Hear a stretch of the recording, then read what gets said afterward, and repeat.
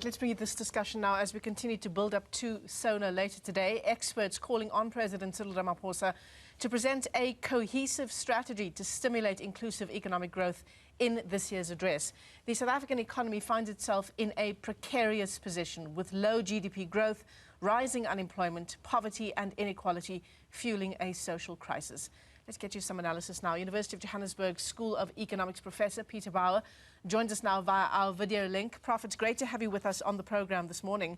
Sure, when we just think about the one issue that we expect the president to expand on in this year's SONA, the issue of inclusive growth, addressing low GDP, a stagnant economy, staggering unemployment numbers. Sure, that's a big job he's got tonight. Absolutely. I do believe very much that our president is going to come from a slightly new angle, a slightly stronger angle this evening. He will be definitely addressing, obviously, the issues of unemployment, low economic growth, and, of course, the associated links with the growing informal sector. But I think we're going to be focusing more on the primary sector and primary sector initiatives. I believe very much that we are going to be seeing development in this particular area. But if you take a look at commodity prices, especially, for example, wheat and maize, we've had an over year-on-year increase in food prices of over 30%. Energy prices have also gone up quite considerably. And if you take a look at what's happening internationally, especially with regards to the pending conflict or the possible conflict that is actually happening between Russia and Ukraine, we'll probably see that right now the focus of the president should be on the primary sector. I mean, it has to be different, doesn't it, Prof? You started off your first answer to us saying that the president's going to have to produce a different plan in terms of our economic recovery. In fact, Anne Bernstein, writing at the Center for Development and Enterprise, she's the executive director there, and she takes us back to 2020's State of the Nation address, where the president talks about a whole range of interventions insofar as economic recovery is concerned. There are these wide sweeping statements that are being made, quote, protect vulnerable workers, protect households and firms, build consumer, investor and public confidence. I mean, the president has to be more specific in terms of practical interventions. He does. He really does have to be sort of very creative in this particular case. And I think, you know, if you consider the policies in the past, we've been trying to address many of the factors that are not necessarily solely South African, but are actually international. We're very much influenced by international events. And so I think if our focus is on trying to stimulate growth, we've got to actually see an approach where we've got to stabilize the rights of workers with the risk of, you know, not allowing for an over-regulated market. We've already seen changes in terms of the way he's approached the minimum wage. We've seen that go up recently. And we've also seen in the moment a slight recovery of the rand post-December. We've seen the rand actually strengthen. And of course, the increase in the interest rates have also helped us stabilize the rand somewhat. Our big concern is our debt to GDP. So what we're sort of like seeing a very high debt level. And that is, of course, having a serious impact on the value and the strength of the South African rand. These all need to be these are all mitigating consequences of the economy where we are standing right now.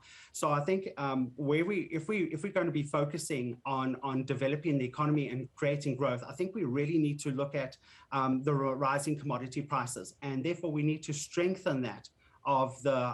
We have to strengthen that primary sector, and I really do believe very much that his agenda is going to be on the role of employment stimulation packages. Yeah. I think he's also going to, and also protecting the unemployed. Yeah. Let's talk about the issue of a decline in confidence on the part of not only investors, but from the South African public as well. We think about the last couple of weeks of rolling blackouts again.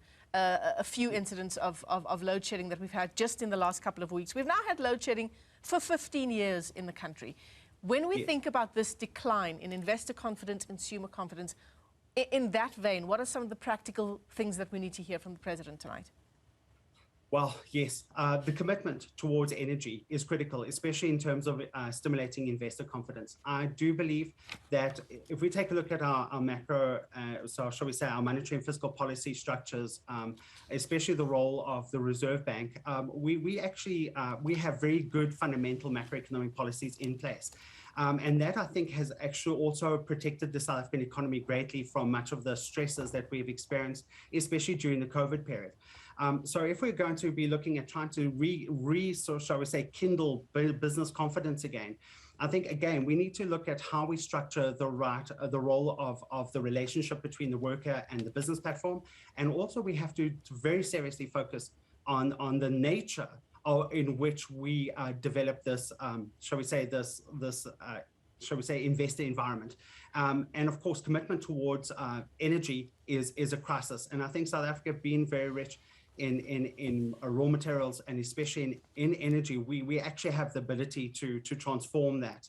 And I think we've seen as well with the commissions that have been running and the drive towards reducing the level of corruption, and our openness towards that, I do believe that is already taking the right step. Yeah, you're talking about consequence management in the country.